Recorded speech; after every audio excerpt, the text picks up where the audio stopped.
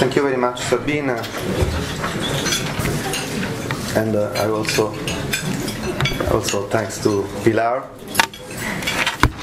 I'm very honored to take part in this event, ITRs event, to discuss what we consider a very important matter.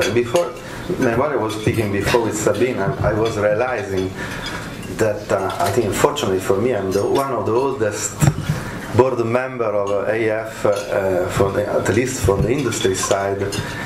And I'm very happy to see that EIF has been funded by, we have to recognize, but has been the founder member that is with Telefonica, I want to say that. At the beginning we were only a few operators, and now we have such a big organization and very successful, and I think that this is very, very important after years of hard work. So, and thank you for inviting me, and I think it's one of the first time that I'm speaking as a guest of EIF as a speaker. And it's very important because you know that our proposal, we are discussing this all over the world, and so it will be an occasion for us tonight also to present and to discuss it also here in Brussels. And I think that I am particularly delighted to have also the occasion to discuss this in the European Parliament, because we believe that a transparent debate with the European Parliament and with the European institution is extremely important. First of all, because we care about the implications that decisions taken at worldwide level will have on European citizens, on the European economy, and on the future of the EU. Because we have to take care also about our future, the future of Europe.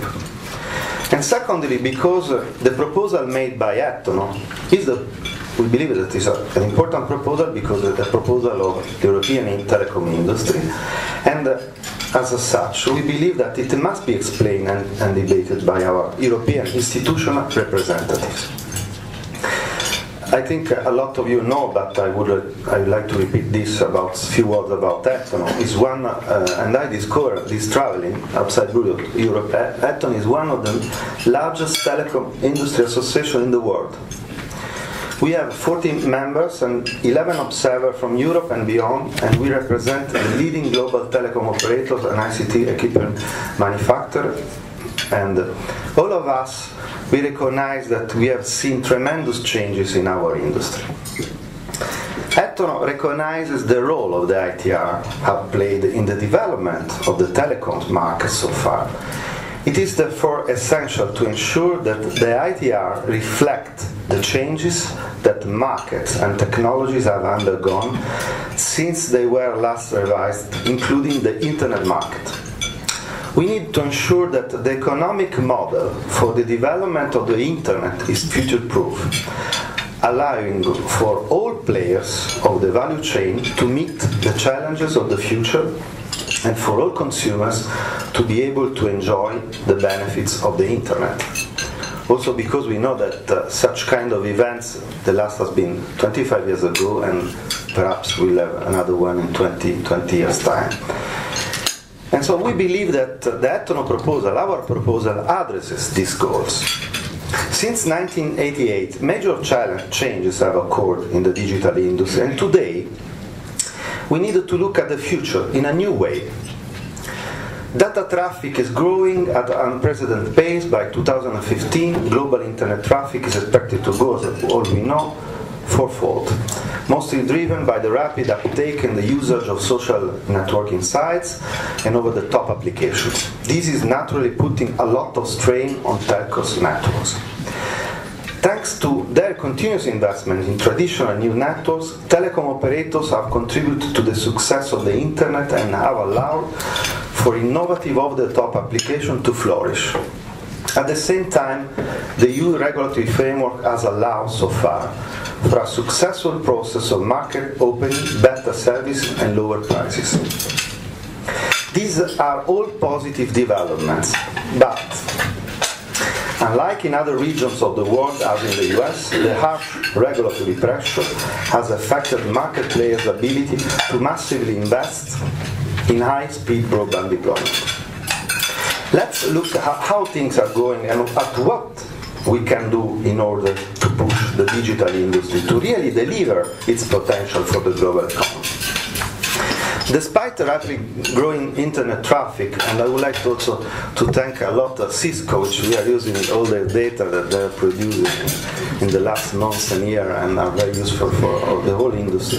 Telecom operators in Europe are seeing their revenues decline for the 4th year in a row. This clearly puts at risk the long-term investment capacity of the sector and its capability to meet the challenging EU digital agenda objective, which require that all EU citizens be provided with fast and ultra-fast internet. We believe that the telecom sector throughout the world is faced with similar challenges. The telecommunication market and the telecom industry as a whole is undergoing a fundamental shift, catalyzed by the availability of higher bandwidth, connectivity, new applications and services are being enabled that go far beyond the traditional services of voice calling. For us, these considerations are the starting point in the discussion on the need to rethink or establish the balance between market forces in the new internet ecosystem in order to guarantee the continued availability of innovative services for consumers. Recently I participated in a very important event in Aspen. There were a lot of US friends. And there is one thing on which we disagree, apart the role of the ITU. The fact that everything is fine, everything is okay, there are no problems. And I mentioned something which has been then reported about the Titanic. No? Do you remember what has happened there? They were dancing, and no one was realizing that there was an iceberg very, very close. So we know that the iceberg is there. And we can avoid that iceberg. We can avoid it, but the iceberg is there, and we have to address such issues now. And the aim of the Etono proposal is to contribute to the achievement of a more sustainable model for the internet. Etono is not asking, as wrongly and different people are trying to misinterpret our proposal, for increased regulatory intervention, but aims to establish a reference for commercial negotiation. The current interconnection model has some shortcomings that need to be addressed. Today there is a huge disproportion amongst revenue and a clear shift of value towards players like over the top who are not contributing to network investment. We care about the future of the internet. And here I see on the net sometimes people who believe in the net, and what I would like to say tonight, we believe as others. We believe in internet as others they do. And we are part of this world and we want a better internet. And the growth in traffic volume put at strain, as I said, on network resources and risk worsening the user experience. The revised ITR should acknowledge the challenges of the new internet economy and the principle that fair compensation is received for carried traffic and then that operators' revenues should not be disconnected from the investment needs caused by rapid internet traffic growth. The Etono contribution calls for a new IP interconnection ecosystem that provides end-to-end quality of service delivery in addition to best effort delivery, enabling the provision of value-added network services to both end consumers and over-the-top players and content providers, and a reflection of the value of traffic delivery over network infrastructures. Quality of service is therefore needed to deliver services, to increase the customer base by improving the reach of some services such as the delivery of film and video conferences, to guarantee that the internet is able to provide the services requiring strict network performance, and finally to generate incremental revenues across the whole internet ecosystem. This is critical because in the future the internet will be the sole network. Let me clarify again through this proposal.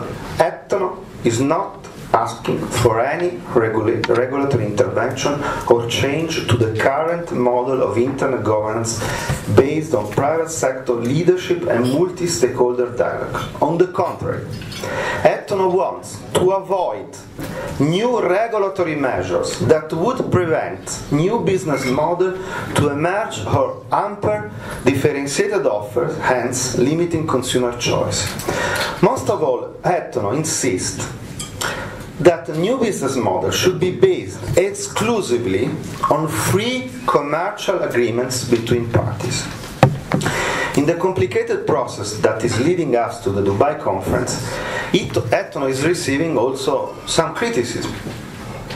And we think that this is natural, because innovative proposals sometimes produce a sudden opposition, rather than a full understanding of a longer-term benefits that might come along.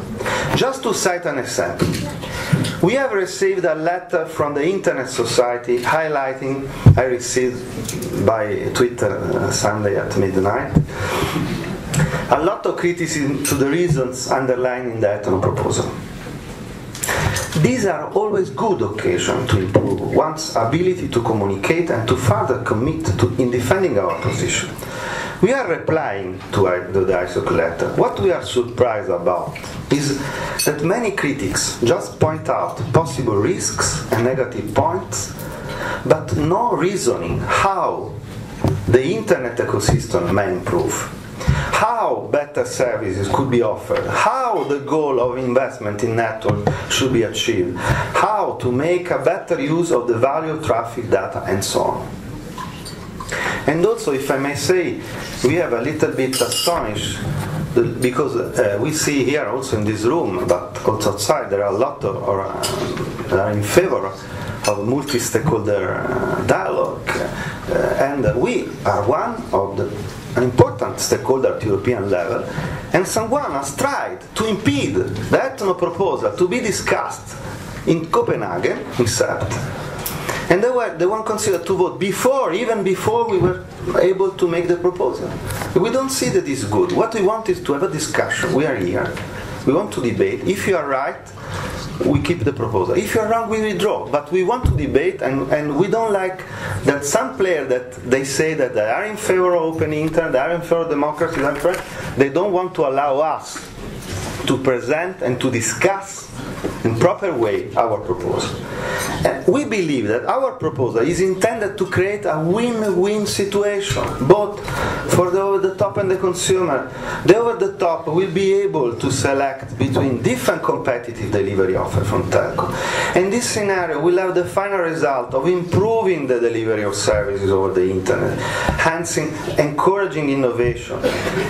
And if I may say, this proposal will help a new over-the-top, because we have also incumbent over-the-top, which are very big, and it's very difficult for small new over-the-top to compete with them. And thanks to our investment and thanks to our capacity to provide new services, we will allow new over-the-top to start with their own new business in Europe, because I think it's important that we as European, we should have also European service providers.